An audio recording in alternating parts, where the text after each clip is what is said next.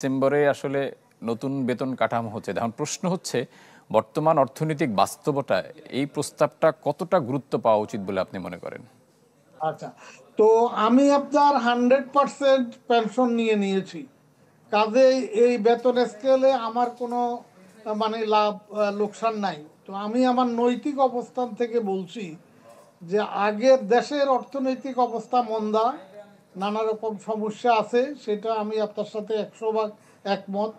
কিন্তু এর আগে আপনার বেতন বেতন বাড়ানো হয়েছে বা বেতন কমিশন হয়েছে 2015-তে। তো এর মধ্যে 10 বছর অতিবাহিত হয়ে গেছে, বাজার দর অনেক বেড়েছে এবং সরকারি কর্মচারীরা আর্থিক সংশ্লেষের সাথে জড়িত।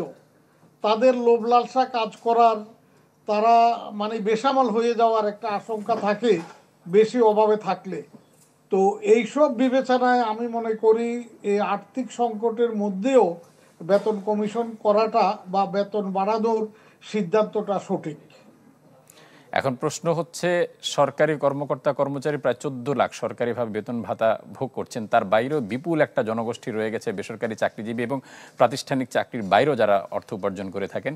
সেক্ষেত্রে মূল্যস্ফীতির চাপের সাথে এটা আরো মূল্যস্ফীতির চাপ তো আরো বাড়িয়ে তুলবে। আচ্ছা, সেটা এখানে আসলে কত? এখানে এখানে আমি আপনাকে আগেই বলেছি যে যারা রাষ্ট্রীয় কাঠামোতে কাজ করতেছেন সরকারি কর্মচারীরা, এদেরকে সামলাই রাখার জন্য, এদের লোভ লালসা দূরীভূত করার জন্য, কারণ যেহেতু এরা অর্থনীতির মানে চাকার সাথে জড়িত, তো এই চাকা যদি সচল থাকে তাহলে আপনার অন্যেরাও কিছুটা ভালো থাকবে। এখন বেতন বাড়ালে যেটা হয় আমার অভিজ্ঞতা থেকে আমি বলছি যে ধরেন তখন অন্যদেরও আয় রুজি কিছুটা বাড়ে। যেমন ধরেন রিক্সা ভাড়া বলেন, গাড়ি ভাড়া বলেন, এগুলা কিছুটা বাড়ে।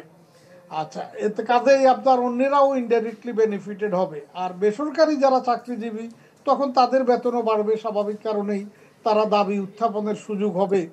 তো এখন বেতনটা যদি না বাড়ায় এই 10 বছর পরেও, তাহলে রাষ্ট্রের ক্ষতি হওয়ার, রাষ্ট্রের অর্থনৈতিক অবস্থা যারা পরিচালনা করে তাদের মধ্যে হতাশা নামার, তাদের লোভলাসা বেড়ে যাওয়ার, তারা দুর্নীতিতে আরও লাগামহীন হয়ে যাওয়ার একটা আশঙ্কা থাকে। তো রাষ্ট্রীয় অর্থনীতি ভালো চললে সবাই কম বেশি ভালো থাকবে। তো এই কারণে আমি মনে করি এটা সার্বিক অর্থেই অন্যদেরও পরোক্ষ উপকার হবে এতে। এখন এক্ষেত্রে যদি বেতন বাড়ানো হয়, প্রস্তাবিত বেতন বৃদ্ধির যে কাঠামোটা সেখানে কি উচ্চতর গ্রেড এবং নিম্ন গ্রেডের মধ্যে যে বৈষম্য অতীতে ছিল সেটা কি বিদ্যমান থাকবে? আচ্ছা, আমি গত 2 দিন ধরে আমেরিকার আপনার ওই যে বেতন কাঠামোটা পর্যালোচনা করতেছিলাম আমার একটা লেখার জন্য। তো আমি দেখলাম সেখানেও 20 গ্রেড, এবং সেখানেও আপনার এই বেতনের তফাৎটা আছে। এমনকি সেখানে একই পদে অভিজ্ঞতার ভিত্তিতে বেতন বৈষম্য আছে। যেমন ধরেন একজন বিশ্ববিদ্যালয়ের অধ্যাপক, ফুল অধ্যাপক দুইজনেই, একই ডিপার্টমেন্টের একই ইউনিভার্সিটির, কিন্তু একজন বছরে বেতন পান আপনার 4 লক্ষ টাকা, আরেকজন পায় 2 লক্ষ টাকা। এটা অভিজ্ঞতার জন্য, এটা ইন্টারন্যাশনাল এক্সপোজারের কারণে, এটা তার রিসার্চের কন্ট্রিবিউশনের কারণে।